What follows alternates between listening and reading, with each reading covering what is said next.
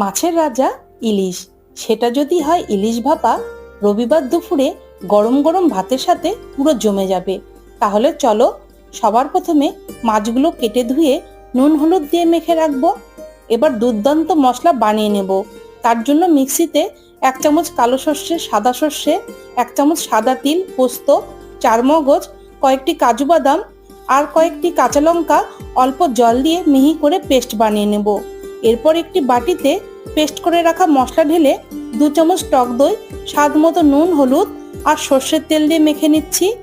এখন একটি টিফিন বক্সের মধ্যে মাছগুলো সাজিয়ে মশলা ঢেলে এবার উপর থেকে কিছুটা সর্ষের তেল, কয়েকটি চেরা কাঁচা লঙ্কা দিয়ে টিফিন বক্সের ঢাকনা লাগিয়ে দেব। কড়াইয়ে বেশ পরিমাণ জলের মধ্যে স্ট্যান্ড বসিয়ে টিফিন বক্সটি রেখে ঢাকা দেব 20 মিনিটের জন্য। তৈরি কিন্তু আমাদের ইলিশ ভাপা।